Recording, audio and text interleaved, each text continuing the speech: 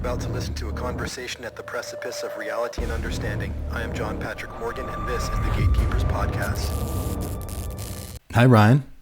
Hello. Welcome to Gatekeepers. I'm good. How are you?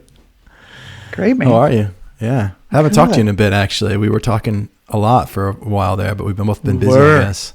Yeah. We were, yeah. It's funny how life happens. You know what I mean? Yeah. So, yeah, it's going well. I got to talk about the weather real quick because it's crazy. Do it. It's like Japan weather or where you live? No, where I live right now. And so in the Midwest, it got down. I'm trying to think of Fahrenheit. So it was minus 17 Celsius. So, I mean, are you still living in Celsius even though you moved back to the States? Well, it's because I have to convert for my wife and everything because she still has trouble with Fahrenheit. But yeah, I mean, it got down to crazy cold. And then the very next day, it was 76. It was 76? 76. And everybody around here was just like, what the heck is going on? It wasn't such a big jump. It was like 32 to 76, but it like the 2 days before was like, yeah, that's insane. Like 5 degrees or something. Like it was just bonkers anyway. So there wasn't a bunch of snow melting and creating floods, was there? No, not that bad, but the snow still was like, what do we do? You know, like, because there was snow, right? You know, it was Yeah, it's just been really interesting because, we've been here in the States now for about 2 years. And last year, I remember my wife saying, hey, is this typical? And I'm like, I don't think so. And then this year, she's like, oh my God, this is completely different than last year. And I'm like, yeah. So back in the States from Japan, man, this is what, like, I've really been dying to talk to you about because obviously we've touched on a little bit your life there, but because I live in Hawaii now, my son's taking Japanese. He's in second grade and he's learning Japanese and there's such a Japanese influence in Hawaii, obviously, and it's a closer trip. I've never been. My sister lived in Tokyo for a while, and I'm just becoming more and more enamored. I just, I start seeing things about like life in Japan, and like I watched a video like on the news about like how it's like the highest quality of life in the world and all these things. And so I'm getting more and more curious about it. I didn't grow up knowing much about Japan. It was like, oh yeah, that's where Panasonic comes from, or that was like it. But you lived there for like 30 years, right? So I lived there 28 years. That's correct. Yeah. And my sense is that you are kind of like half Japanese, even though you don't sound it, because you didn't just live there. You became part of that culture through martial arts, right? So exactly. What is Japan for you, man? Home. Yeah. Say more home, though. Period. Tell me more. Period. Yeah. And so goodness gracious. Because you're a white dude from the Midwest that calls Japan home. I'm a white dude from the Midwest who didn't go over to Japan as an English teacher. There's nothing wrong with that. I'm just saying it was right. When I went over, my sole purpose was for martial arts. And so I went on an exchange program in the beginning. International exchange program I was only supposed to be there for a semester. That was the original thing. And I went over. How old were you? Oh goodness. I think it is 19. I believe I was 19. Yeah. Maybe 20. Sophomore I think maybe about 20. I think 20 was actually because I went before I visited. Before I did that, I had visited and I visited Osaka. And funny story. I'll get into this, but this is a funny story. I was going to tell. So I couldn't speak. I mean, I thought I knew a little Japanese, and you go over there and you're like, I don't know anything. And so I was there for a month. I did a homestay, and I wanted to climb Mount Fuji. And so people are like, "Oh, Mount Fuji, yeah, that's really difficult." Blah blah. And I was like, whatever. And I went there. I didn't have like boots or anything like that. Just the shoes I had. And I climbed it, and I did it, and I did it in one day. No. Okay. During those periods, they closed Fuji down, so you can't climb. But I was there during the summer. You just climbed it in your shoes by yourself? Regular shoes, and there were tons of people on the trails doing it. But anyway, I had to make sure that I got my bus at 4 p.m. in the afternoon, so I started really early, and I just hauled balls up the mountain. But people had like like proper mountain climbing gear and like oxygen and everything. Anyway, so I get up there and it was fabulous. It was wonderful, blah, blah. And I've actually still got a picture of me up on the top of the mountain there. But I come down the opposite side of the mountain and I make the bus and it was great. And I was like, oh, that was fabulous. I go to stay in, there was a hostel, a youth hostel that I was staying at. Well, I didn't quite know the customs in Japan yet and everything. And I left my shoes in the wrong place. And someone took my shoes. And I had to ride the bus back to Osaka in toilet slippers. And why this is related to what I'm getting at in terms of being at home with Japan, is that in Japan, you have slippers for the house and separate slippers only for the toilet. You don't wear your shoe, right? So you don't wear your shoes. So there's three outdoor sets. There's shoes. outside there's shoes, three sets, house outside shoes, and toilet slippers. shoes and shoes. And I love this concept because when you take your shoes off, when you enter a home, you leave outside. Whether that be literal dirt, mud, but also psychologically. You're at home now. You don't want to bring in that bad juju energy with you when you go into the home. And so, likewise, the toilet's a little different because that's where you do your business and stuff. So you have slippers for that. But I didn't quite understand things just yet. And so I ended up wearing toilet slippers, which is obvious for a Japanese people. Everybody knows what those are. Yeah. Yeah. And so I'm like strolling in. I just thought that was funny. So went from that. Then I went back to Japan. Goodness. I spent a semester in the United States and I was going to college in the States. I was like, no, I'm going to Japan. And they didn't have an exchange program in the university I was in here. So I found a different university to get the exchange program through. Went to Japan and just basically for martial arts is what it was. And so I did kendo and I did judo at the same time. And my kendo instructor took a liking to me and said, hey, I think you should stay. I ended up moving in with him and his family. And then completing out my college days in Japan. And had to come back to the United States for one semester in order to complete my degree here. Hated it. Just hated it I was just like biding my time to get back to Japan. What did you hate at that point? It was one of those things where I was just like, why am I here? It wasn't the fact that I hated the States. It was like, oh, I just wanted to be back in Japan. Right. But it was great, hang out with my family. Applied for a job. Ended up, I remember, interviewing for multiple Japanese companies, got a job. Then actually didn't even go to college graduation because the Japanese company was like, hey, we need you here. And so I took a suitcase, like a small suitcase with me. And that's how I started. That was it. Yeah. And ended up leaving Japan 2 years ago with a wife, 2 kids. And,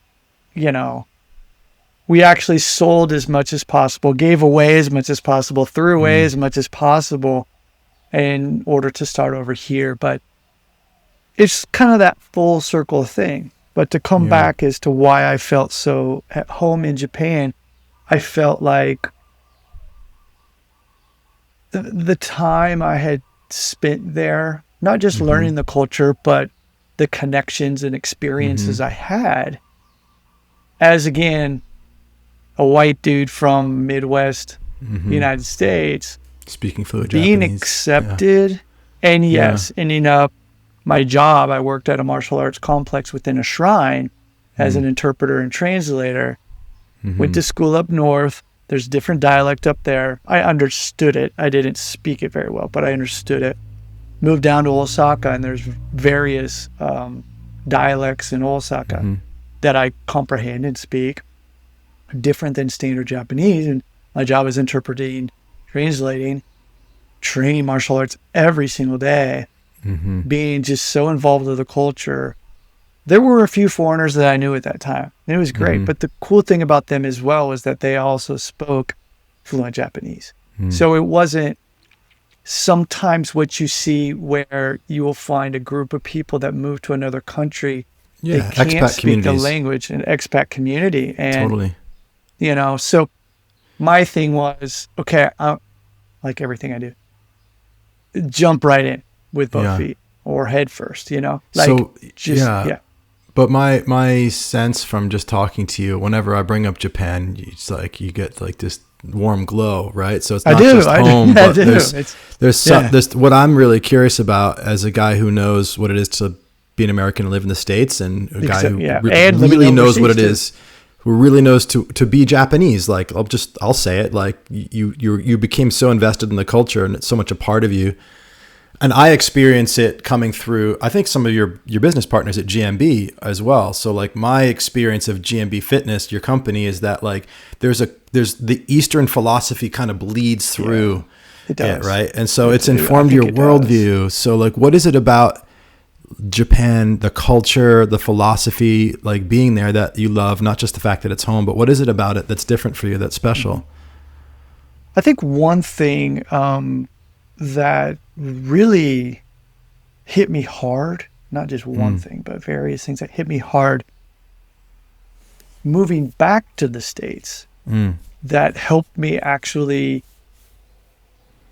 ingrain or even show me even more deeply how much Japan affected me is how people treat each other here in the United States compared to Japan. And what I mean by that is my feeling now in the United States, this is me personally, might be different for other people, but me personally is, in the United States, it's me against you. It's me. And I need to do whatever I need to do to just take care of myself. Yeah. I'll have whatever it might be, depending on where you live, is I need to have that big truck. I need to be bigger than you. I need to be louder than you. I need to have more money than you. It's not that people are nice. I'm not saying that. It's that pressure of like, it's me and then there's you. Whereas in Japan, I'm not saying, by the way, that everything is peachy in Japan. Okay. I'm just saying in general, the society is that you need to work together in order for things to happen.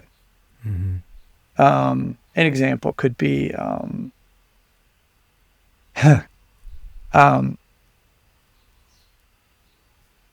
riding the train. You're not going to get on the train and talk into your phone in a loud voice thinking it's your office without disrupting what's going on. Whereas over here, let's just say it this way, a different example. Go to an airport in Japan and you notice that the Japanese aren't the ones being loud, talking on their phones and taking up space and lying on the chairs because they're tired and like there's a respect for each other and people understand we have to do this together. Whereas any airport you go to in the United States, it's like the guy sitting next to you thinks it's his personal office, or he's literally lying there taking up 5 seats. So, little things like that actually bothered me when I moved back to the United States because I had forgotten about those things. The way that people interact with you when you go into a subway. I mean, if you go, doesn't need to be subway, but like a Subway sandwiches or Subway like sandwiches, underground trains? Sandwiches, like a sandwich and things shop, like that. A sandwich shop. Not that people aren't nice. What I mean is, I remember coming back here and there was this young girl talking on her phone, and I walk in and I'm just literally standing there. And this wasn't like an emergency sort of thing. It was her friend that she was talking to and laughing and doing things. And I just waited for a few You minutes. mean the girl that worked at the subway, or like the girl somebody was in line? working who was supposed to be saying, "Hey, how can I help you?" Yeah, Sort of thing. And it really Right. bothered me at first. Whereas in Yeah. Japan, you go in there and like, oh no, I mean that. So it's a just- culture of you don't see that. respect that Exactly. you became accustomed to. Absolutely. Yeah, And that I let my guard down coming back to the United States because I had been accustomed to that. sure. And so when I first came over, just one example, like me going into various martial arts places to train, over here was like, I walk in and I'm all nice and, hey, how you doing? I'm Ryan. Thank you for Right. letting me be here and everything like that. And people like thought I was a white belt when I walked in and kind of treated me like shit. Mm-hmm. And then when I went back and I changed and stepped on the mat and people noticed that I have my belt on, Yeah. shit changed. And this thing Right. is that bothered me because my feeling is, why would you treat someone differently simply because you think they are something? And that's what I see Yeah, over rank here. and is status. The judgment. Right. And not the Japanese people don't do it at all. They take one look at me and they're like, hey, what English school do you work at? Yeah. Why are you wearing toilet And- slippers? Yeah. Or why are you here? I remember being on a train up north. I was one of the few foreigners that was at this university. And I remember being on a train. And first of all, people will freak out if you speak a little bit of Japanese because it's like, oh my God, you're not supposed to be able to speak Japanese. And I remember a little girl, I was the only foreigner on this train. And this little girl said, why is he here? And the reason why is because 30 years ago, it's like, Right. you know what I mean? And you can take that in different ways, okay? Mhm. But,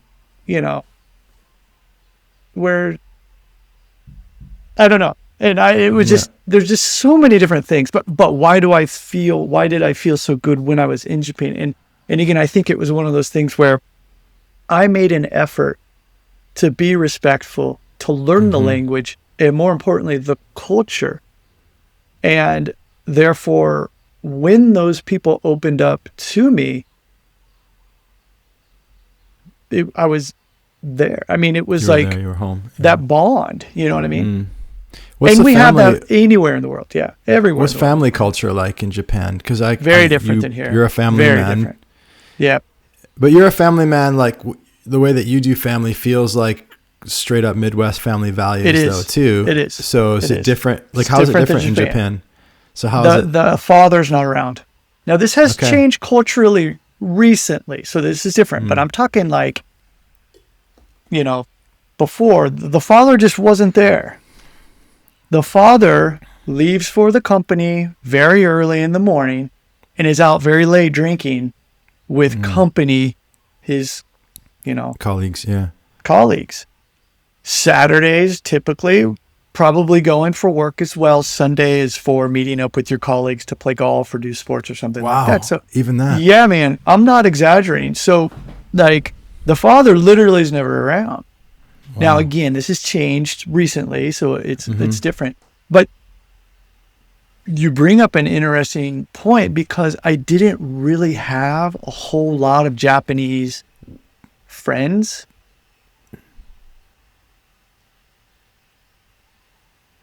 You In mean the like past as a 10 father? years as Yeah. a father because I was always there for my family. Like, for example, my wife would go on Korea because Korea is so close to Japan. You just jump on the there's a boat, Flight or a ship boat, yeah. that you can jump on, a ferry that you jump on and it takes you on over. And so when my kids were very young, and we're talking like I remember when my son like maybe 2, my daughter was 4 at the time, and their schoolmates, the mothers, they would go to Korea for a day and come back or something like that, or spend a night, whatever. It was only the mothers and the kids, no fathers. And I was always like, hey, can I go? And she was like, actually, no, because that would You're be the only weird for dude. the other mothers, Yeah.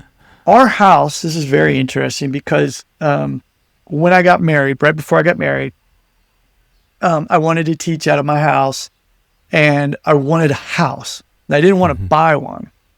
But I had a friend who was in real estate, and he was like, hey man, there's this really old traditional Japanese house that they're going to tear down and make into a parking lot. I bet if you talked to the owner and said you wanted to rent it, they would let you rent it. And they did. And it's funny because the owner, we became pretty good friends. They loved us. We lived in that house for 17 years. Wow. And and they You never had your kids changed the there? rent. Had our kids there. That's the only house that my kids know. Like, it was there. And then my mother-in-law moved in with us because my wife's father died. And so I wanted this large house. And so I also wanted a dog, and I wanted a place that had a backyard. And it was this house. And it was old, and, but we didn't care. And I remember, like, in the winter, it was just freezing. But as the kids grew up and my wife's friends and their kids came about, every weekend, it was like all congregate at Ryan's house. Well, in this case, my wife's name is Chica's house. I don't remember a single time where one of the other fathers came over. Yeah. But I was always hanging out with them.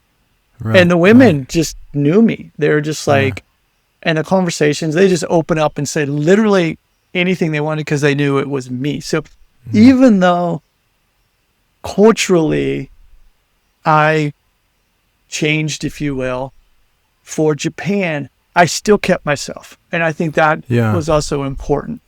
Yeah, because, you kept kind of that Western aspect of or at least, absolutely. Whatever, however you grew up with family, even having a house with a yard and a dog. I mean, that's very American as well. Right. And so barbecue every weekend. Right. Yeah. Do you find that like when I first started traveling, I don't know, we didn't talk about that much, but like I think I was 19 too. And my first time abroad was in Australia. I studied abroad and did the same kind of like exchange thing. Yeah. And my first, I'm 19 years old and I'm like, wait a minute. The way that America says is right is not the only way. What if America might be wrong? Oh my gosh. And it was like waking up to like, crazy, and then my initial response as a young kid was like, America is wrong this way, as this is the correct way, at first. Yeah. And then as I got older, it was like, it's like I get to choose, there's just a bunch of different ways of doing life. And then you assimilate. You've got sounds like you've got some Japanese culture that I'm sure you brought back with you home to this other home in the US. Yeah, absolutely. And you kept on some American stuff there. Yeah.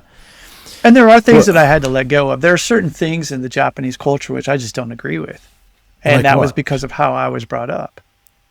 Well, Nobody in Japan will hear this podcast. one thing that bothered me personally was that, and this was another reason I didn't hang out with a lot of these Japanese men. dads. Yeah. The Japanese dad, they would have a girlfriend on the side. Oh yeah. And so once your wife has kids, then you're kind of done. Is that kind of like known? Like a known thing? Like yeah, I almost mean, accepted or nowadays, something? different, but it was so common.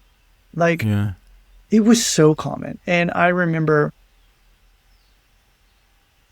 my boss, I worked at this Japanese company for a year. He would say, hey, I need to use you. And I did not know what he meant at first. He's like, what are you talking about? He's like, if my wife calls, tell her that I was with you.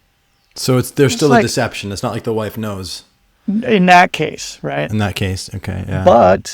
But my wife has, I wouldn't say a friend, but there's this lady that she knows, and she absolutely knows that her husband has a girl on the side, but they don't get divorced, because if they were to get divorced, then she wouldn't, get the money. It's different over here where, maybe the laws change in Japan. I don't know. But at that time, it was like, no, maybe the husband would maybe take care of the kids, maybe not. But in another one is our very good friend, knew her husband was going on. He left the entire family, just boom, and never paid child support, nothing. Legally, again, I don't know how that goes, but man, it's just crazy. But it's so prevalent with the people around me, these business people and things. And I couldn't do that. I just couldn't do it. And so that sort of thing, culturally, I don't want to say it's accepted, but, the wives would put up with it. Yeah. And so, yeah, that was just one example of something that I was like, no, And so these guys would be like, hey, Ryan, let's go out, And I'm just like, no. Yeah. I never would go out with them, ever. I was just like, no. Yeah. Why would those put worlds myself in that exist here situation? too. I just don't end up being a part of them. I think when you've got the values that sounds like we have, you don't really vibe with those people. It's almost like they can, Right. well, at least over here anyway, the people can kind of tell. Like guys that do that can kind of tell that I'm not that kind of dude, and they just kind of like leave you find alone. another dude to talk That's to. good. Yeah. Yeah. What about like what's it like politically? Like my politics isn't very good. Politics in Japan? Yeah. Yeah, what's that like? So the prime minister, so in Japan, they have an emperor. And then, you know what? So were you involved? after- Did you vote and stuff, or like? I could not. You could not Okay. vote. You cannot vote. That if you're a citizen, you can, but You didn't become one after 30 years? couldn't. I would have to give up my U.S. passport. Ah, okay. So yeah, so that's the difference with everything. So I had residency, but that doesn't mean I had the ability to vote. You can't do Pay dual taxes citizenship. a lot, but not like over here. But still, yes. But politically, yeah. So they have the emperor, but it's very similar to England in the sense that the emperor honestly doesn't really do anything, and so similar to the now king, but you have the prime minister, and then you have the cabinet, and yes, the different parties and whatnot. What do you think makes the country work so well? And I'm saying that just from watching a few videos about how like it's so safe and clean and technologically advanced. And if that's not accurate, let me know. But like it seems like it's a pretty high quality of living, one of the safest countries nationwide. in the world. Exactly, Yeah. exactly. What do you think they're doing right over there? I think it was what happened throughout history, and coming back to actually looking at, for one, again, it is an island country that's small. It's 80% is mountainous. That only leaves 20% of land, for people to settle, which means people are packed in there. Yeah. If you live next, live on top of each other, you basically have to get along or else things go bad. I think the other thing to think about also is, if we want to go, really deep on this, we can look at Buddhism, okay? The principles behind that, concepts, as well as Shintoism, a little bit different in those realms, but also I think fear. And I think fear in looking at throughout history, the castes, the systems of castes and whatnot, changing of that. But I think right now, I think that from all of those things, we are seeing changes in Japan quite drastically because of the modern society, if you will. But in general, it's still that respect of your elders. It's respect of understanding that if you do something that's stupid and mess up, you are going to be punished for that, period. Yeah. And I think that's okay, to be honest. Yeah. There's certain things where if you act like an idiot on the train, then you're going to get your butt pulled off. Someone's going to do something about that. But on the other side, though, people will turn a cheek on things because they don't like conflict at all. So having deep conversations with Japanese, like we are having right now, isn't that common unless you're drinking. Okay. Because that opens them up. That's Yeah. why they drink and a lot of things. And I've learned a lot by drinking with other people. And because that's when they would truly open up and tell me their feelings, which you just, you don't talk about if you're Japanese and you're sober. That just, I've never heard, great example, my mother-in-law has never hugged my wife that I've seen when we've been together, and she's never said, I love you. Likewise. Wow. So your wife's mom has never hugged her in your presence. Exactly. Nor said, I love you. But there is. Do you know if she's done when you're not around? You ever asked? Well, I know that because Chica would tell me, but Yeah. But it's a different kind of love, and this is just the thing. It's an unspoken thing. You know what I mean? Right. Yeah. And so, my wife had a really hard time when she first moved here, where my mother was always telling Chica, she's like, when we'd say goodbye, like we'd meet them, and then my mother would give Chica a hug and say, "I love you," and my wife was just like, I don't know what to do here. Right? Yeah. Like, I don't know what to do with my hands. Yeah. I know. Just being hugged like this. Yeah, right? And, this is the other thing that I needed to explain to my mother when we moved here is, yes, this is the United States, but and the culture is the culture that you've grown up with, but understand that there are other people that might not be comfortable with that.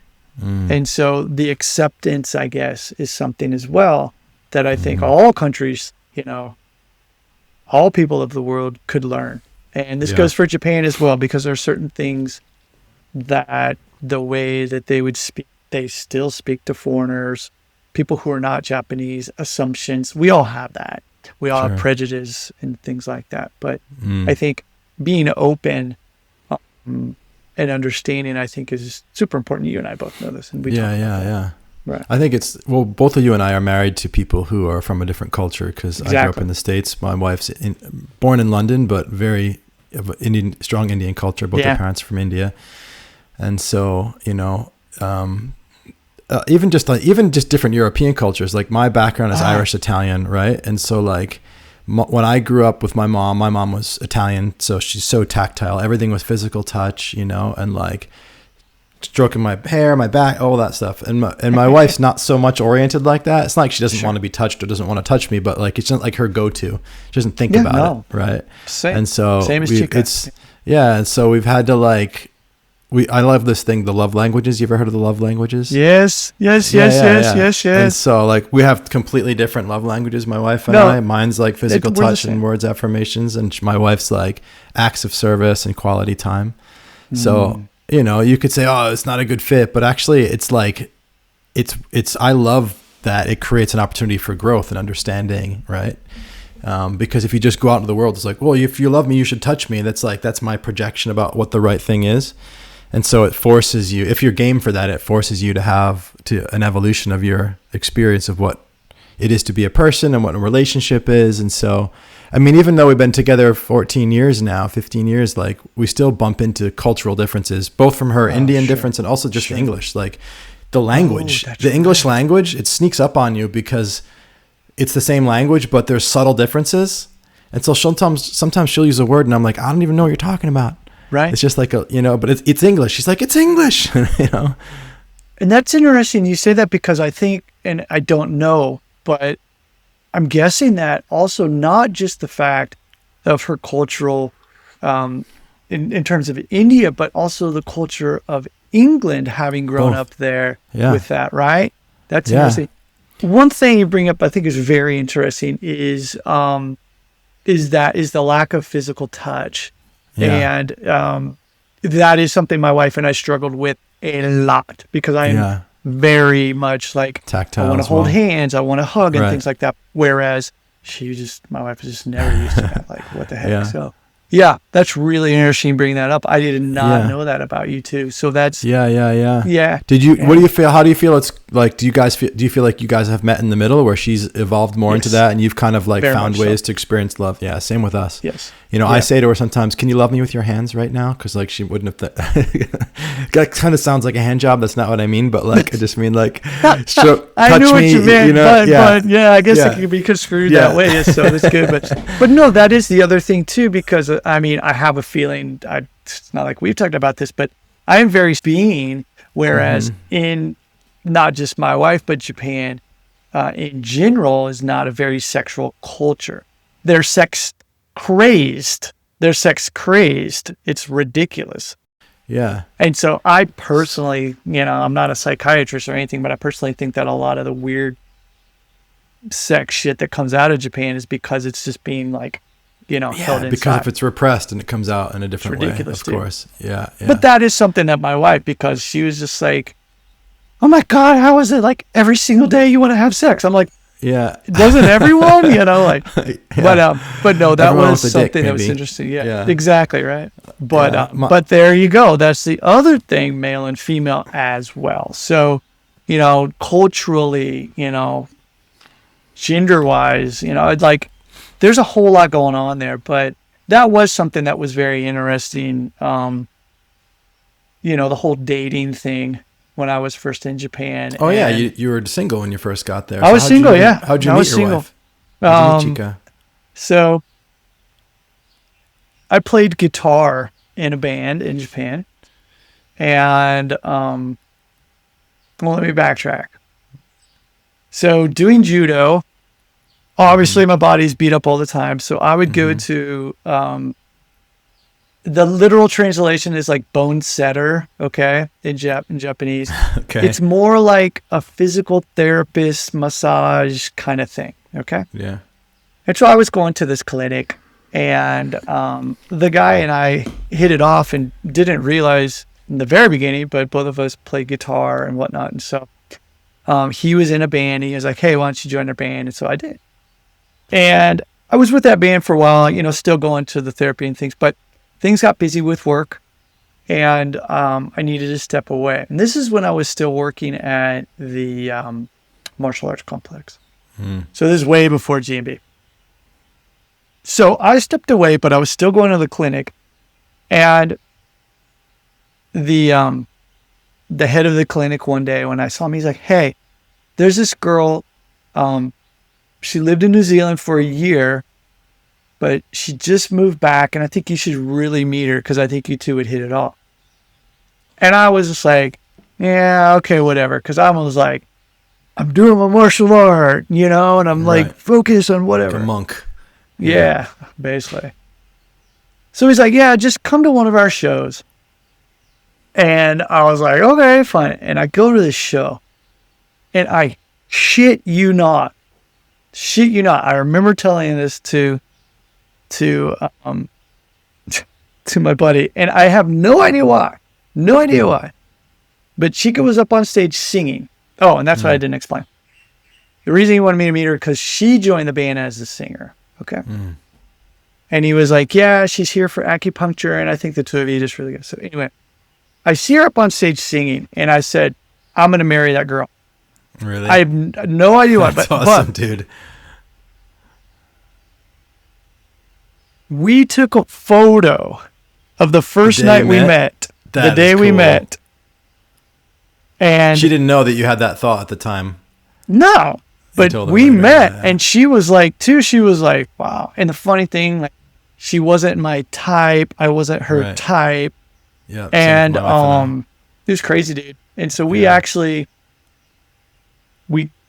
she asked me out. Yeah, she asked me out. We went, and I was like, she's like, hey, I want to take you to this acupuncture museum. And I was like, cool. And then I was like, only if you come to my class. Sweet first date. Yeah. I love it. And I had a yoga class. I was teaching at the time. And it was so funny because we went to the acupuncture museum, and I had allergies for some reason at that time, and they were really bad. And so she was like, eh. And then she came to my yoga class. Literally, I thought she was joking. Like, we were trying to touch the toes, and she could like barely like bend over. She was just so tight. I was like, oh yeah, I don't think I can date this chick. But anyway, it was like both kind of thing. It was just hilarious. But yeah, ended up things just clicked, and what do you know? Married, 2 kids, and yeah. So we dated though, actually. Yeah. Dated for a little while, quite a while. And then I asked her to marry me, and she said no. And it was pretty cool that she said no. And the reason why was because she had just started her advanced studies for acupuncture. So she was already an acupuncturist, but she was doing the advanced study of that. And she said she wanted to wait until she graduated from that because she didn't want me to think if we were married that I should have to pay for her school. And I was like, well, that's kind of nice. Cool. So anyway, waited. Yeah. And then I thought I was being smooth. And, when it was appropriate, down the road, I think it was like 2 years later or something. I don't even remember. But, we were going to the States, and I had a ring made, an engagement ring made. Is that a thing in Japan too? Engagement rings? No, All right. This is, me doing the American thing, right? Right. But I had a guy in Japan make it, and I, with the design, I was like, this is this. So That's it'd be cool. special. And she was actually, and I kind of snuck it into the bag because I thought we were done packing, and she had gotten in there to rearrange things, found it. Oh, no. And my big surprise, everything. So anyway, I remember in my small ass apartment the night before we were supposed to go to the States.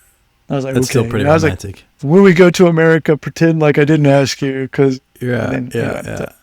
Anyway, it was kind of Sweet. fun. So Yeah, that's cool. My wife.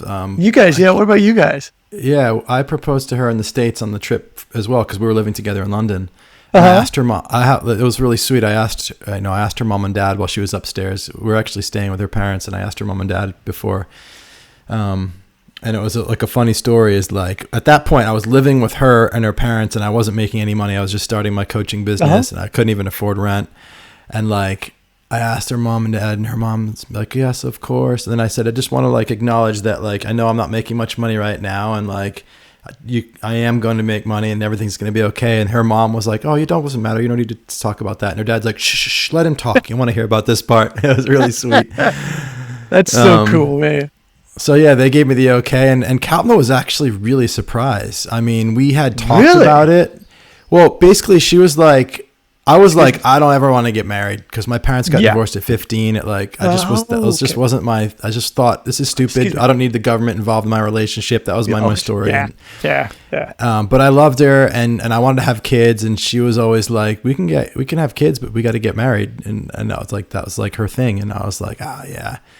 And I just kind of worked through it myself. And so I was like 90% sure she'd say yes if I asked, but it was a pretty big surprise. So I got a ring made, and cool. I mean, it was actually, I bought a ring. It was way too big. And so I did like a magic trick. We were just somewhere out by the beach, and I took her ring off and I put it behind my back, and I was like, guess which hand it's in. And she guessed, and I was like, oh, let's do it again. And then I switched the ring. And then she like guessed, and I was like that. And she's like, "What is this?" And she picked it up like she thought it was a joke. Operator. That's so cool. And we were at the beach, and she was like, "What is this?" And like she was like about to throw it. Like I was like, "Give me my ring back." I was like, "Wait, no, it's a real." And then I got down and proposed, and I had to ask her a few times, so she didn't actually answer me. She was like, just kind of sitting there like, I can't, you bought me a ring. She just kept saying you bought me a ring. And then I started to get nervous. I was like, oh fuck, but no, she said yes. And that's so cool, man. Yeah, it was pretty sweet. It's a good, I mean, it's cool being able to talk to another dude who loves being married, who loves family, and who loves the story of coming into a relationship and falling in love and all that kind of classic romantic stuff. It's like best thing that ever happened to me. The best thing that first happened to me was Chica getting married. And then after that, having kids. Like, in that order too, right? Isn't that crazy? Because I say that too. Like, of course I love having kids, and I wouldn't ask my wife to say the best day of her life was marrying me because she's the one that gave birth. But if I have to say it without really thinking about it, the best day of my life was getting married to Kalpna. It's just for that. Like, and I think about that now, like, I don't know. And this is the other thing where, like, I mean, let's be honest. Like, I love, women, gorgeous, beautiful, too, but I'm like, why would you give up that for one fling or something like that? You know what I mean? Like, I don't know. That's just me. It's just like thinking about how that would ruin everything. And I think also because I've seen that happen so many times, with people, but especially international relationships, because in Japan, I've seen good friends, get divorced because one, various reasons, but it's communication. And this, I mean, that's your thing is communication. And I'm not just talking about literally just this. It's like, do you understand the other person's language and culture? Do they understand your language and culture? And I think that it's harder when you're from different cultures to communicate and connect, to really understand each other. Yeah. Like, my wife has so many different mannerisms that I'm just not used to. Like, when I went to Italy for the first time, even though I'm like third generation American Italian, When I went to Italy, right? I was like, holy shit, I'm fucking with my family. Every single person, like I just was able to get them. And I'm like, these are my brothers. This is crazy. It makes sense, dude. And so the inverse, when I marry a British Indian woman, there's so many things that were like just normal for her that like aren't for me. I shared with a friend recently about how like one of the things that was really hard for me is like I would just say, hey, Captain, can you do this? And she'd just be complete silence. She wouldn't respond.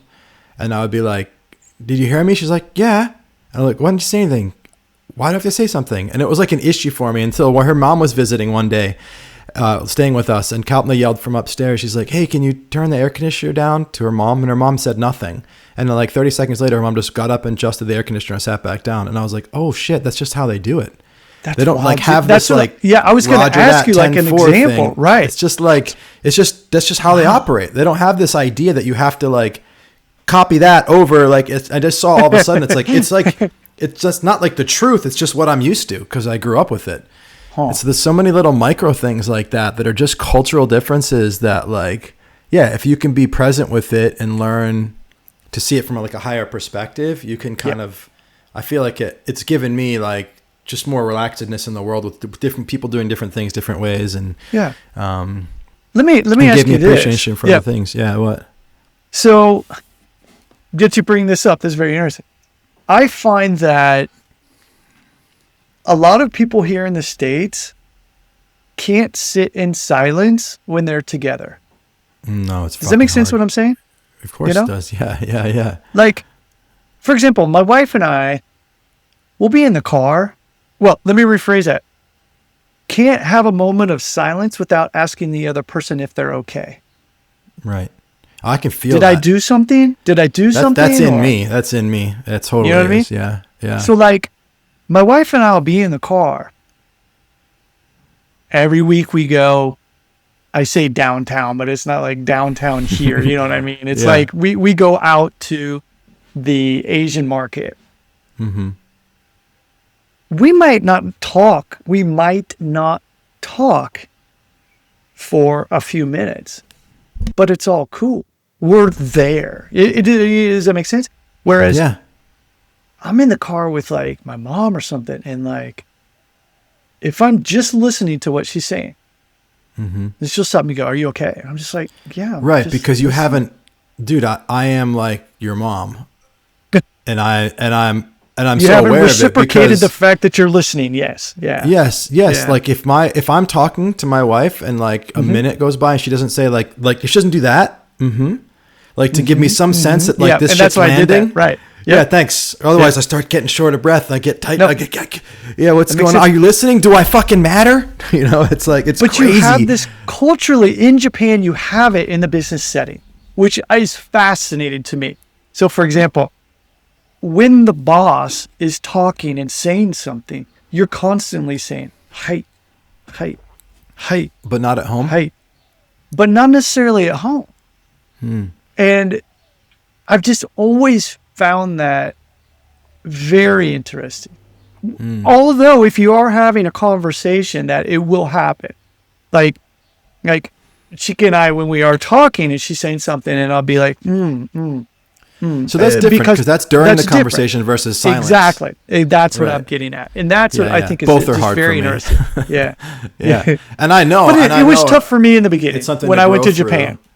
Yeah, I would always just be like, "Hey, how are you doing?" Blah, blah, blah, everything like that. But it's like, now is different for me because, again, in my role as coach, which I think is a silly word, but whatever. Like, in teaching and things, I want people to understand that I am engaged and I am listening. Whereas, like, even with my son doesn't quite get it just yet because he just, we've been here 2 years, but still, he's Japanese, man. He's my wife. Right. Like, on the wrestling team, he can literally sit there without saying a single word while all the other boys are blah, blah, blah, blah, blah, blah, blah, blah, blah, blah. Right. And then in the beginning, all the boys were like, "Hey, dude, are you okay?" And she was like, "Yeah." Why are you and now they that? get it, He gets on the mat and he'll freaking pin you. But the thing of it is like, he's still in that mindset. Whereas my daughter, she's just like me, she's like, "Okay, what is the situation I'm in? And this is what I'm getting at, is where I think one of the reasons why I actually did, and I don't want to say I did so well, but the reason I had the experiences that I did have in Japan was because I wasn't trying to push my agenda or my way of doing something on other people. I was trying to adapt to the situation and trying to see what I needed to do in order to make my experience better first, and then eventually make that person's experience good as well. Because when you're first learning a language, you're just basically trying to survive, you know what I mean? Yeah. But like, I wasn't, again, trying to go there, well, in America, we do this. I'm like, well, Right. who gives a shit? This is Japan. Shut your trap, and maybe you can learn something. So that's what I was trying to do. But I wasn't. There's one thing I told myself. I said, don't lose who you are when you're in Japan. And there were times where I did not agree with things. And so I just would remove myself from that situation. That was my a lot. biggest But a way lot to of do that it. journey must be like figuring out what about me that I care about is who I am, and what about me that I care about is just a habit. It's huge. Right? Yeah, Huge, dude. and so it's a And I constant struggled, discovery. man.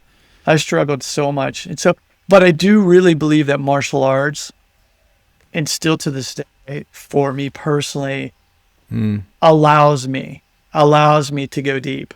And so when I get on the mat, that's, to me, and I focus on my posture, my breath, and my mindset. But what I do is I give myself a question that I'm struggling with, before, and then I get on the mat. And it's not that I think about that when I'm on the A mat. martial What I do arts is, question, or just it could be anything. For example, so you could have a business thing or whatever. it could be literally anything. And so I've got 12 questions I always ask myself. And one of those questions is, what burden am I carrying right now? And it could be in my business. It could be in my relationship with Chica or with my kids. And what I'll do is I'll just say, okay, what burden am I carrying right now in my life? And that will be in the morning when I'll do that. But then what I do is let it percolate. And it's not that I'm thinking about it when I'm meditating, but it's just or present. Yeah. it's there. And then what I find happens is that when I leave that, or I don't want to say leave it, when I have it, but I leave it in order to be fully engaged and present in the thing that I'm doing. Later, when I come back to that question, a lot of the times I'm just like, oh yeah, okay. Because, right. when I'm doing, whether it be my workouts or things like that, because I always start my workouts that way as well. I'm always like, Just all right, putting a question on the side. put the question out there for myself. What problem am I trying to solve? And so that whatever. you use your movement as a way of kind of like I do. keeping yourself busy while your unconscious mind goes to work on that question or something like that. Yeah. And it reminds me of like, Benjamin Franklin, even, Henry Thoreau, and like would go walk. They would walk and sit with that thought. Or who was it? Would take a nap. And so that the answer would come. They would take it. They would give that. And then what they would do is they would hold something in their hand.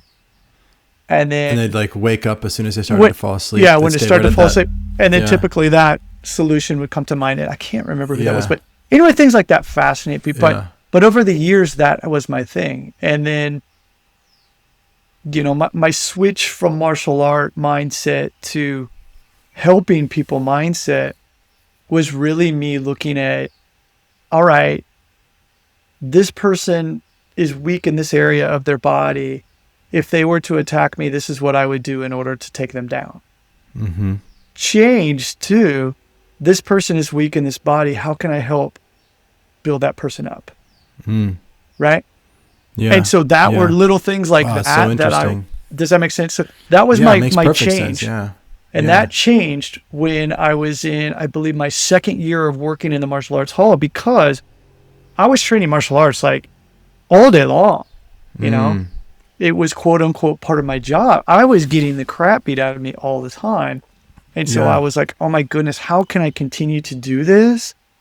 And so then I would be asking instead of trying to have all these questions at once, I would just sit on that one question. And that's where that for me came. But it was also from my Zen Buddhism, which they ask you a question that's kind of like, unsolvable, but it teaches you to kind of peel koan. back the layers of the koan. Yeah. In order to do that. What was the face before you were born or something? Was the face before you were born, right? And yeah. I actually don't use koans at all anymore, but in a sense, I think I do, because the koan for me are the one of those 12 questions that I ask myself and relate it to what I need that day in relation to that area of my life where I need to look at that. So one of my declarations of who I am is I am that I live by asking and listening. And so, and actually a mentor of mine said that like his definition of prayer is to ask and listen. And like some people think it's like you just ask for something and maybe you'll get it. That's prayer. You got to listen for insight and wisdom. And some people think I just listen, but you don't actually ask. You're just listening, like, oh, where's God? You know, like. But like, so for me, I live by asking and listening. It means so many things. But to relate to you, I find that if I sit with a question, whether it's in my journal or in silence, and if I'm just patient, then the unconscious, the subconscious spirit, something, it always gives it to me. It always comes. What I need is to be able to have the patience to sit still. And that's it, to ask right there. And to listen. If I can do that, I have all the guidance I need for everything. Yep. So, thanks to you helping me, over the past few months with this, I think you nailed it. And I think what it was, it's that patience. I think that something happens and then we know this, like, teaching GMB, I tell people all the time, I'm like, don't rush it. Like trust in the process. Trust in the process. Yeah. I wasn't doing that. You know what I mean? I wasn't being patient. And I think that I was just telling this. I just said this in the apprenticeship office hours an hour ago. Is we all know the answers. It's we get in our way of listening to those answers. And what it was in relationship to was, I get these various questions that were coming up and I was like, well, what do you think based on your current experience?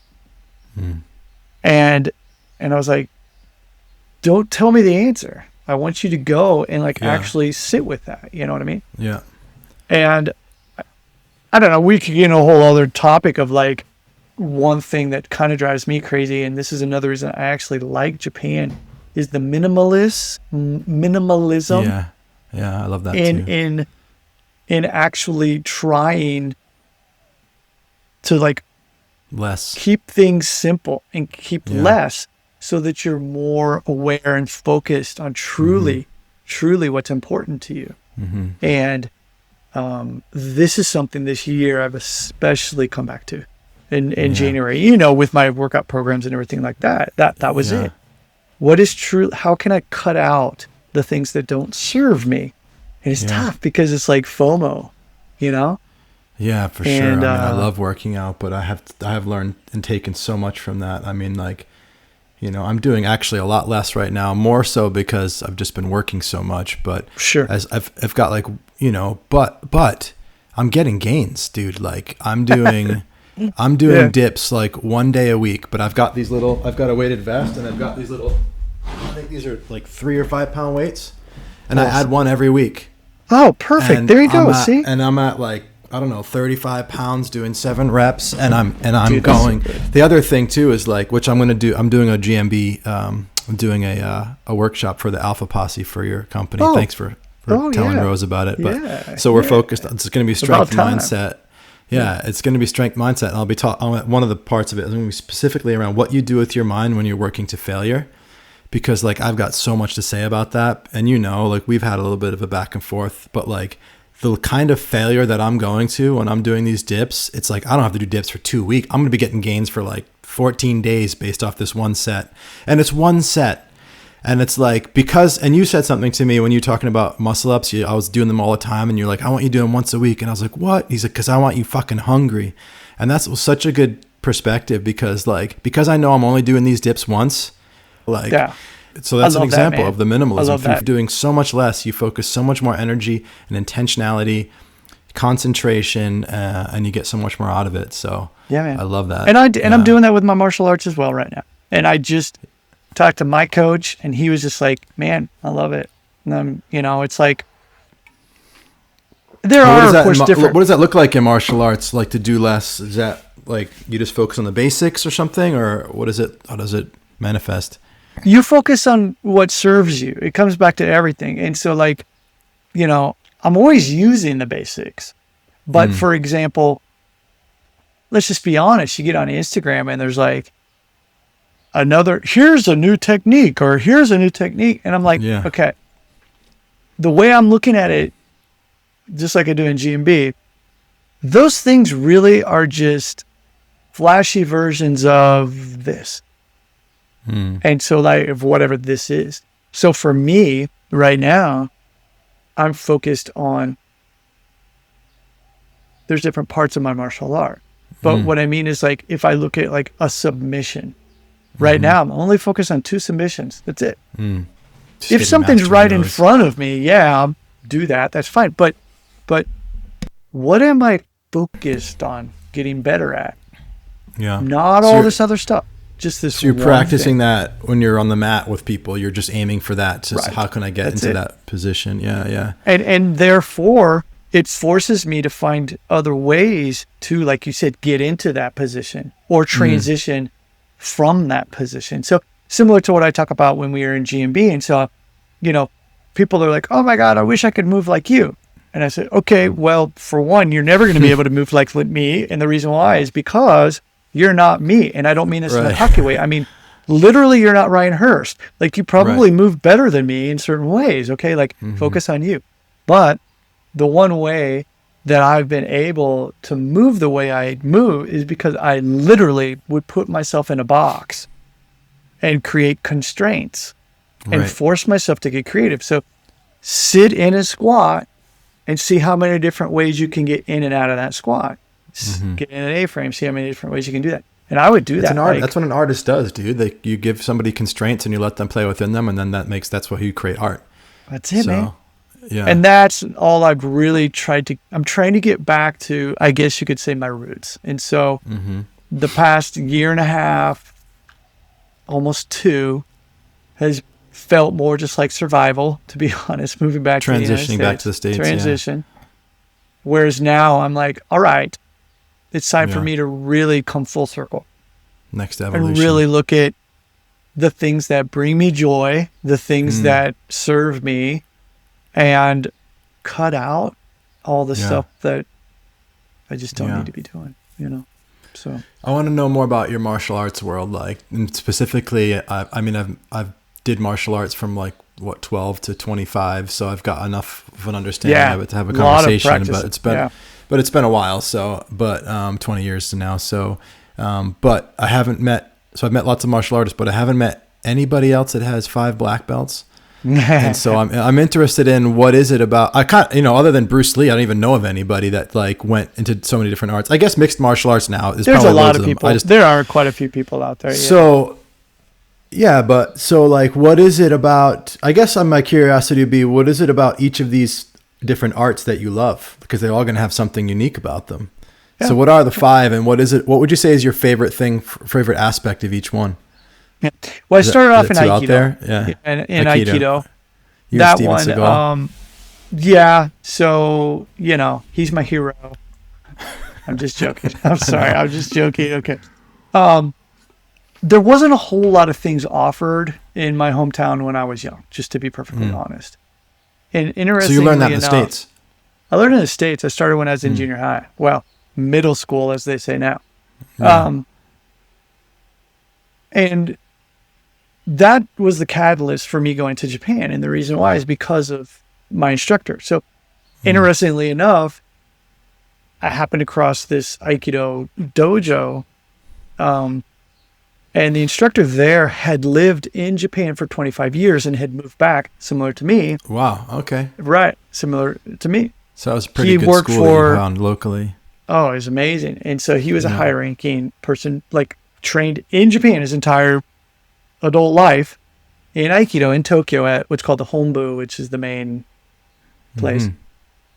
Worked for a company called Nippon Steel, Japan Steel, like fluent in Japanese, like, right? Just crazy.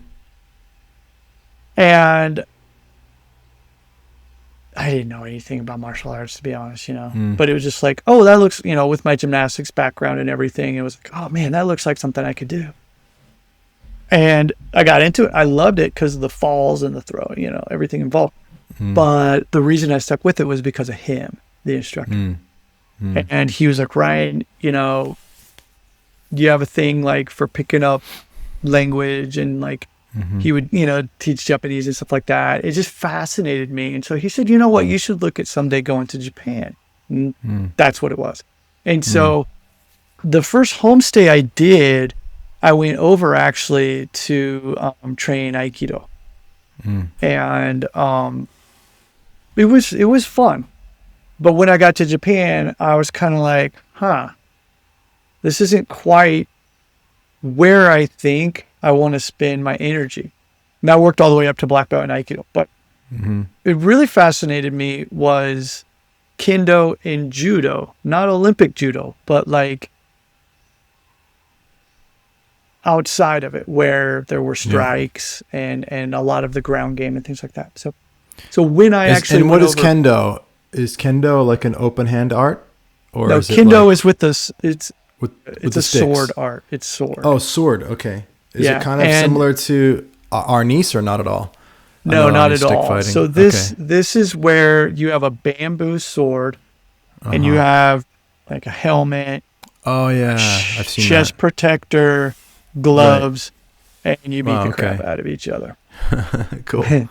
And so when I went back to Japan for college, that's what I did. So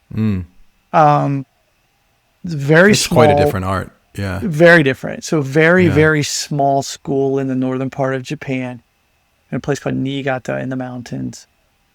And, I went there and I was like, hey, I want to do Kendo. And my goal was just, I'm going to go to Japan and find a place to study. That's all it was. Yeah. And so I went and they're like, oh, yeah, you've got to go train under this one guy. And I remember going, and it was at a middle school where they're having the practice that night.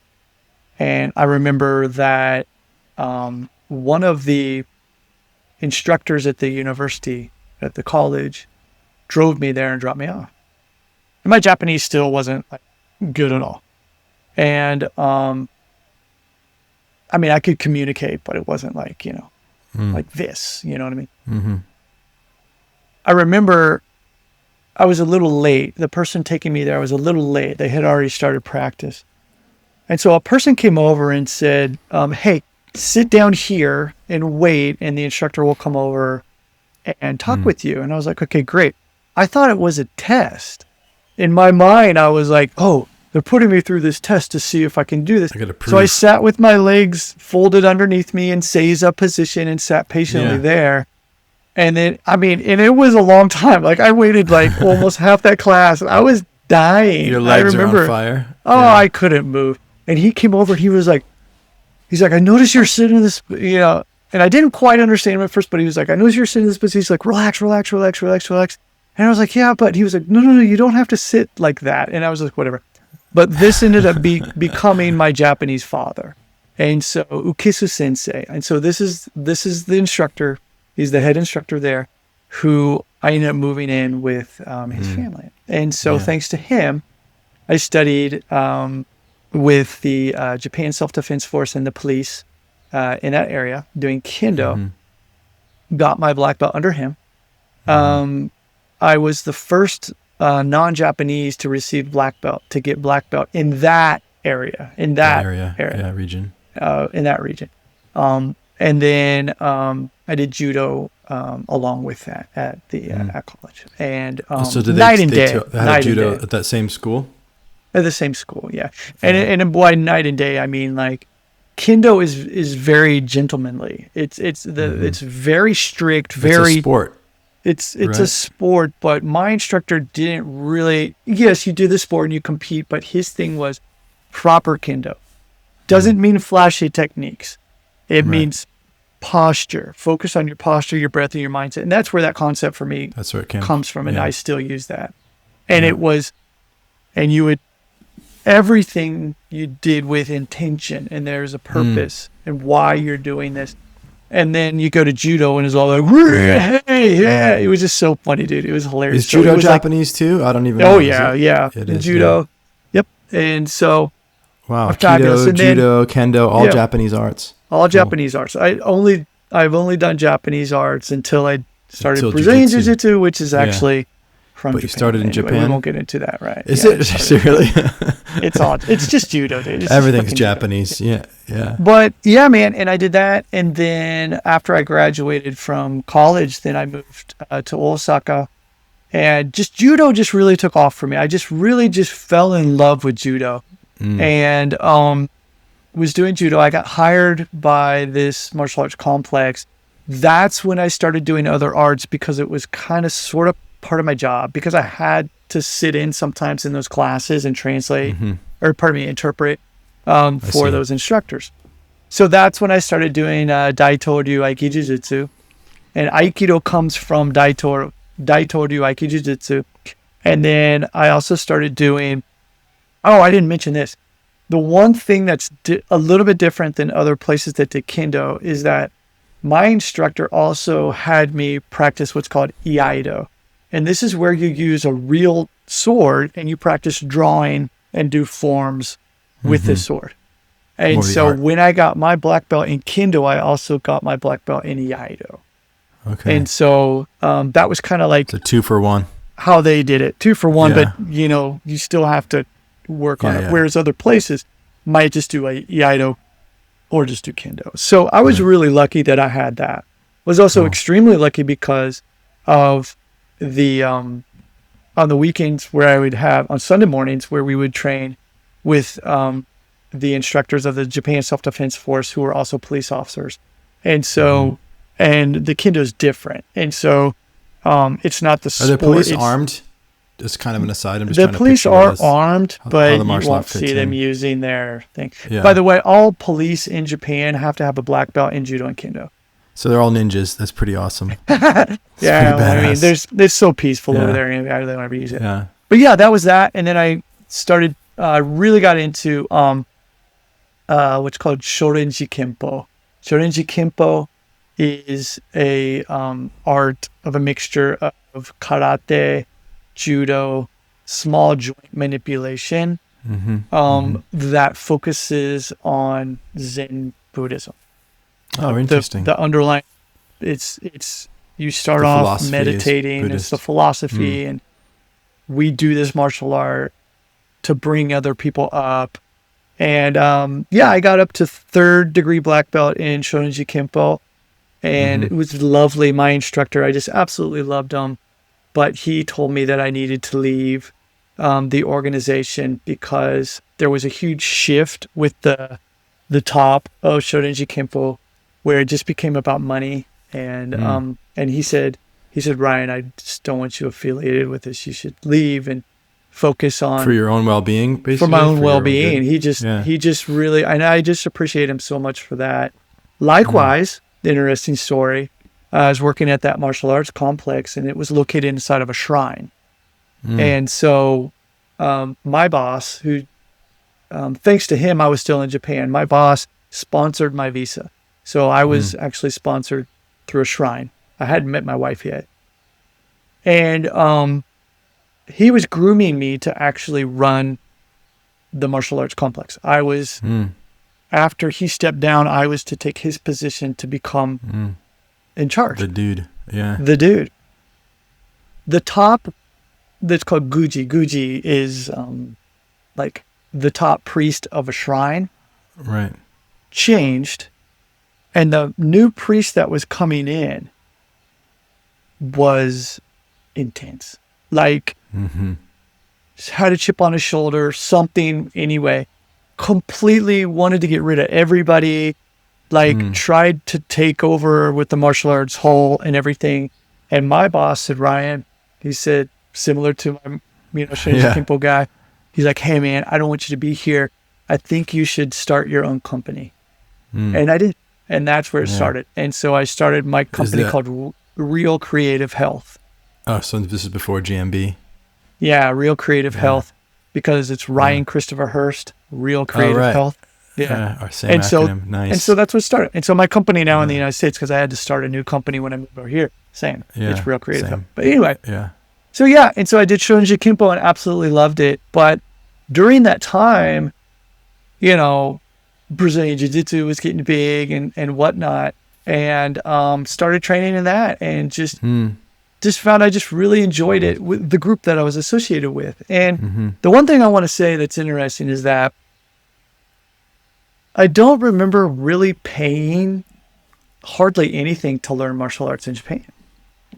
Over here, it's you go to Everything's a capitalized over here. location and you pay crazy and pay for belts or whatever. It's all different depending on where you are, but it was bonkers. I mean, it was like Shorinji Kimpo, like you had to pay a little bit, and that's why things started changing, and that's why my instructor was like, "You need to get out of here." But for example, judo, like I trained judo at the martial arts complex that I worked at, but only to help with the classes. I mainly trained over at, and this is the coolest thing like ever. Boy from Midwest going to Japan. I literally trained in a castle. Cool. In the mountains. And twice a week, yeah, I would go and you would like, it's the Osaka castle and they have the martial arts complex inside of the castle. And you'd go through the first moat, the second straight out moat. of a movie, right? Dude, it was crazy. And every week I would try and talk myself out of not practicing because it was so hard. I was like, oh, I'm not really feeling good today. But it's like anything, I knew if I just showed up, it would be great. It was awesome. And you have to be a black belt in order to participate in this particular session. And I would get on the mat and just get my ass kicked up and down. And then, so I did that. And then, but my main place that I trained at actually was called Minatoku Keisatsu, which is the port police office. So the Osaka Port Authority, or I don't know what you call it, but anyway, the police station, I trained out of that. And so I was on that competition team and it was a lot of fun. And I was the only foreigner, the only non-Japanese on that team. And I just made some super great friends and I still am in contact with my training partner and really happy for him. He just got his 5th degree black belt and he's in charge of a dojo right now in Japan. And it's just, I just, that's the other thing that I miss. You know, it was like, yeah, I can tell it's a fond memory. It's the best good time of your life. And that's where I would have been training. If I were in Japan now, I would have been training with him and the guys that I trained Brazilian Jiu-Jitsu with all those years. And, you know, it's good, but it's, you know, my Kendo instructor actually told me this, which I thought was fabulous. He said, even if you can't do Kendo anymore, you can still practice martial arts. And he said, martial arts is not beating on other people. It's the values and the way that you view challenges in life, how you approach those and overcome those challenges.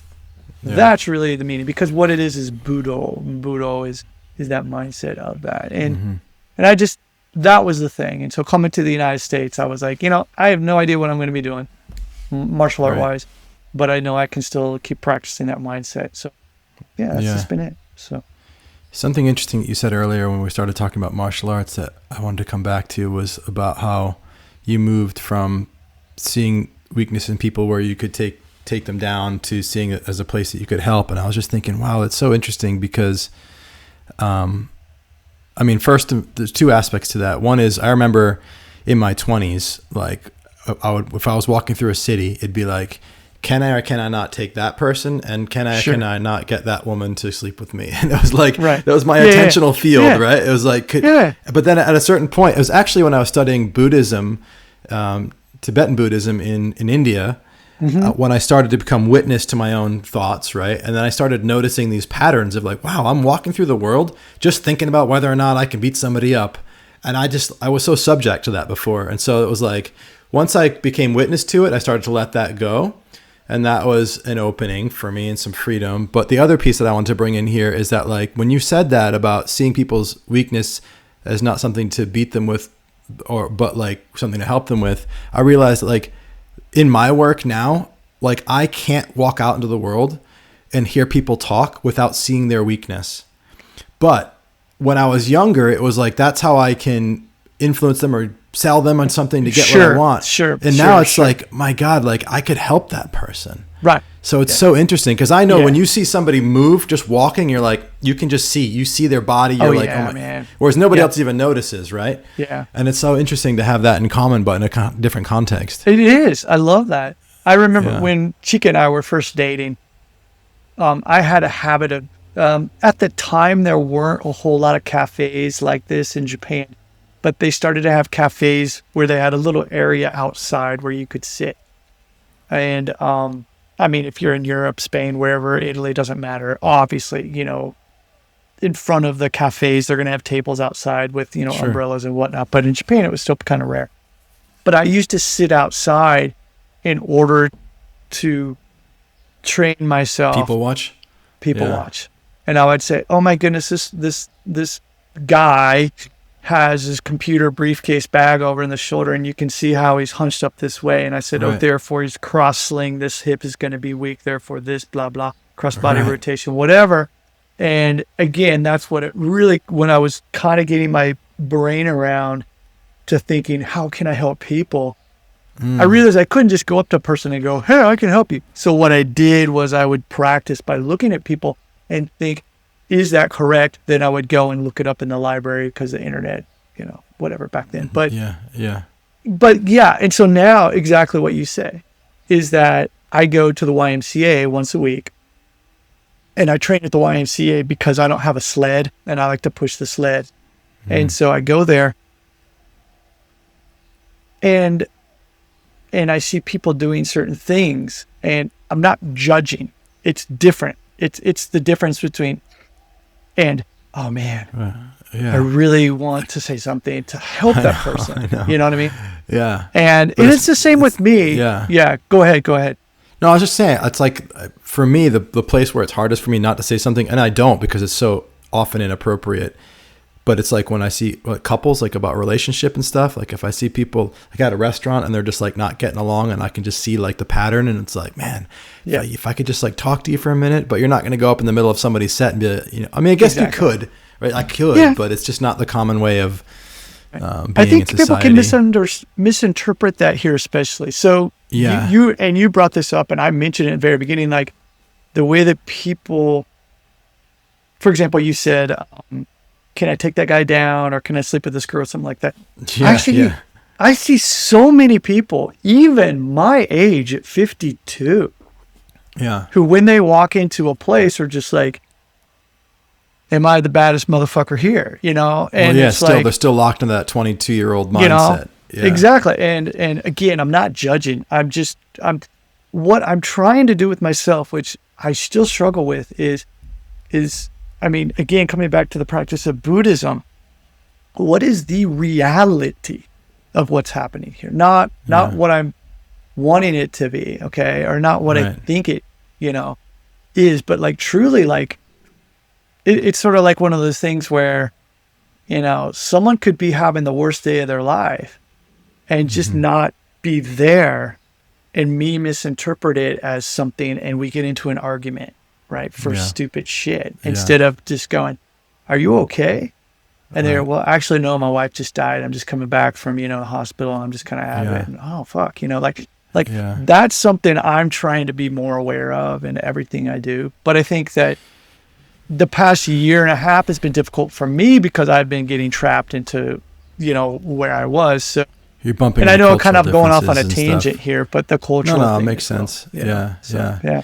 No, man, like I know enough about how when you develop your capacity to defend yourself and you become confident in that and certain in that, it actually creates a great foundation for you to be more relaxed and be less in a hurry to like to knock somebody out or something. And then you get to see their innocence and their humanity. I was out for a run here, just almost near back to my house, and some pickup truck kind of like came really close to me and like ran me off the road. And then guy was like yelling and stuff, and I was like, I don't know. I had this like roll down the window, and I was like, I just gave him the roll down the window sign, like I'm going to talk to you.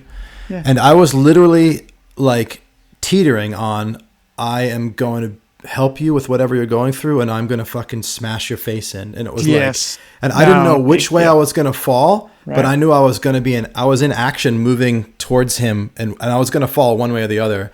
Yep. And the whole conversation, I was like being kind spoken, but I was also like, I didn't, and so I just love walking that knife's edge of like violence and love and care. And I feel like they can both, because you can do neither of those, right? You could just, well, and that's the thing too, right? I run was just going away. to say that, right? But for me, so this is something that I've talked to people that are steeped in spiritual things, Buddhism, one of them, and it was the fight, flight response, the freeze response. I believe that the fight response is of a higher, is like a higher order than the other fear responses, and that it's on the path to the transcendent. You could say the being loving, and so you have to know how to fight in the face of fear in order to really love. What do you think? So that's actually what I was going to say, and what I was waiting for you to finish your thought, because you had hinted at that before. And so I fully believe in that. And I think that in both of those, you've taken action, forward action, literal forward action, Right, I think right. is better than retreating in this sense. Okay. So Yeah. hear me out on this. I'm sure you probably heard this before, but, and I don't remember where the actual quote is, and I'm going to misquote it, but, be the nicest guy in the room, but always have a plan to know how to kill every motherfucker in there. Yeah, that's a good one. So Yeah. that has been me over my years. Yeah. I'm going to walk in and I'm going to be like, hey, how are you doing? But if we hit that place where I need to use it, I have it if need be. Right. And so, whereas it's up to you to make that decision, not me, if that makes sense. Because I'm good either way, if that makes sense. Right. And I'm not saying I'm any better than anybody, but what I mean is I think that a lot of people, my personal opinion, again, I don't know, but I think a lot of people live in fear, and that fear of thinking that there's going to be a confrontation, and therefore posing and actually losing the opportunity to make it into a better opportunity because of that fear. And so that's been my path with martial arts my entire life, is because I lived in fear growing up. Right. Yeah, me too. And so I think what you're talking about is not just living in fear, but living in freeze and flight response to fear. Yes. Right? Because once I got into martial arts and I fought back against some bullies, suddenly I had confidence. And I haven't been in a fight since I was 16 years old. And that's the beauty. And I probably never will. But living in me is the willingness to fight, manifests in other ways. It's not physical. That was another time there was a woman on a plane, and she was like behind me, and she was just freaking out. Like she got another woman took a picture of her daughter, and this woman thought that she was taking a picture of her husband, and she just was a little bit crazy. She started screaming at this woman like it was about to turn into like a freaking Delta Airlines headlock, locked in the bathroom situation. Like gracious. Everybody around was getting nervous, and nobody was fucking saying anything. And I finally was like, I've got to fucking calm this woman down. Yeah. And I was walking that same edge, because part of me was like, shut the fuck up. You're going to create a problem on the plane. I was fucking mad at her. I was like, my wife's kid and my kids are getting nervous. And then, so I stood up and I turned around, and my fucking energy was like, I'm about to kill you.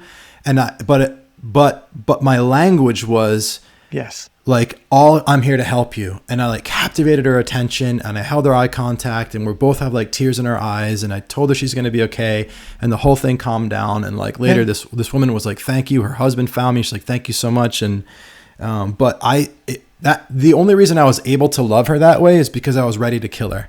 And that's the difference. I was willing to kill her. That's the difference. And that's the difference, I think. And so there is a book.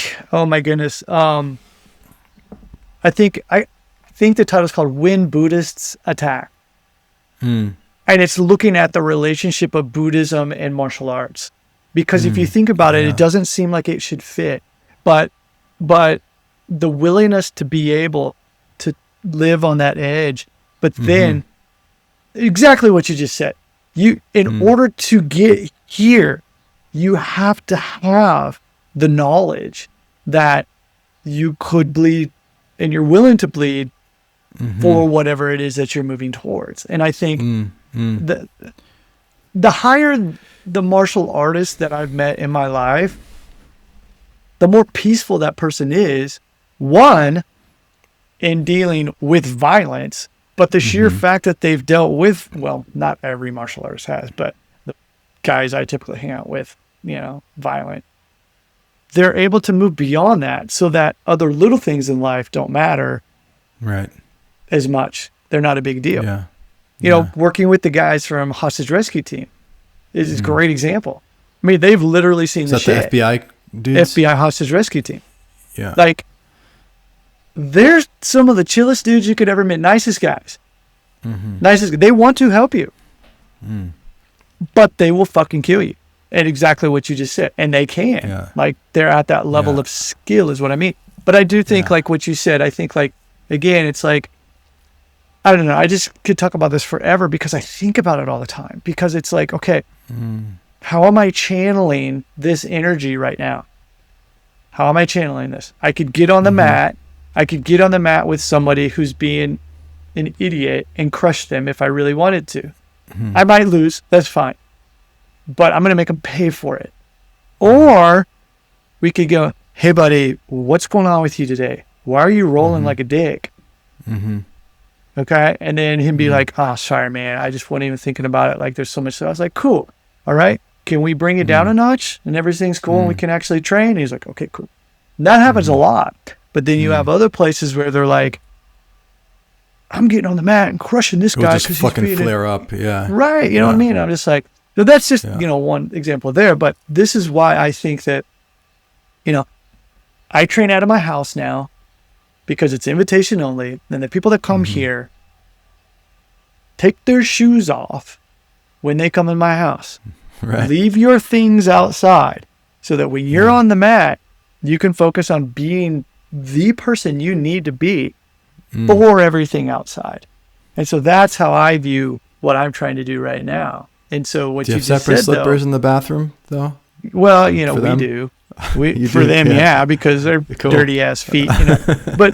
But again, like what you just said, I love because I think it is that thing. It's you are prepared either way.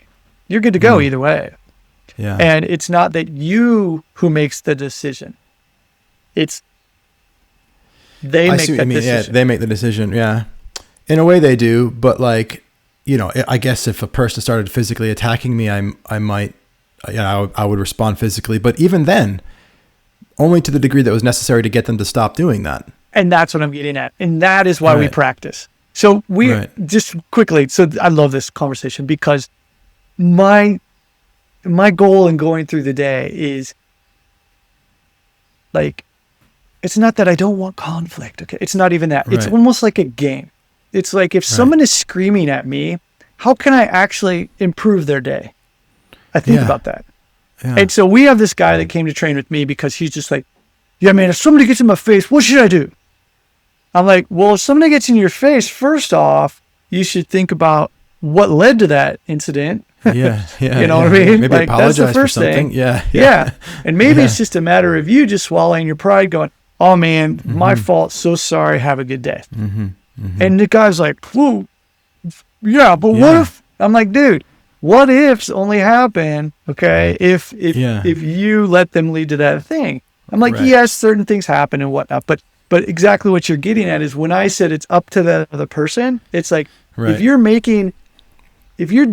doing well in communicating with a person, even when that person is like blowing steam out their nose, like verbal judo, baby, yeah, dude, that's what I did. That dude in the truck, like I took him down verbally into his heart, and like he was completely drugged on something. He was screaming at me like the way you were looking at me with your googly eyes, like he's probably tripping on acid or something. And I just kept talking to him about I was like, because he was Hawaiian and I was white guy here, and I was talking about how I respect the Hawaiian culture, and I was like just talking about he's like, I said the word brother. He's like, you're not my brother. I was like, that's so true. I shouldn't have said that, man. Like all I can do is apologize. I was just, whatever he said, it was kind of like a keto. You're deflecting. It was good, man. I was like, I love you. I talked about how much I love my kids and my wife, and he just starts like melting. And then like, he's still kind of high on drugs, but by the end he's like, oh man, you're cool, man. And then he like drove off. Yeah, man. And so nothing feels better than that. That's like, if I had like smashed his face, like I wouldn't have felt better.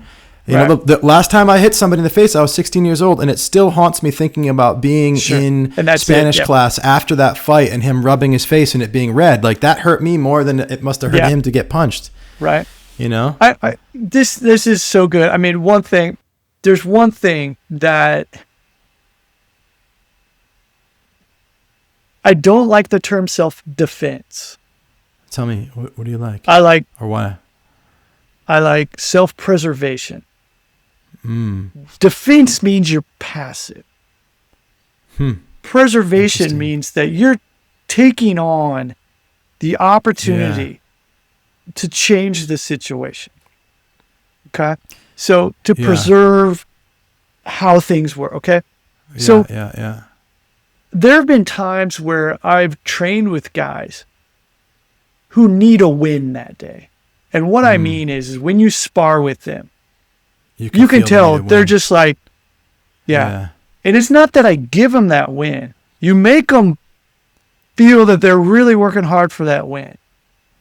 But I don't fight them so much where it's like, I'm going to fuck it. It's like, all right. And then when they get it and I tap, you know, and I'm like, nice job. That's beautiful, dude. You know, and it's just like, but like it's with your so kids. tough. Sometimes that's like, what it is. You got to balance it. It's so tough for people to do that. And I'm not suggesting that you do it with a person that you don't know, that it's the first time you sparred with or something, because that's why I brought up self-preservation first, is because a lot of people think, oh, self-defense is protecting yourself. No, not necessarily. Self-preservation is simply making sure that the situation is going in a way that is positive, if you will. And so that can sometimes mean, quote unquote, losing.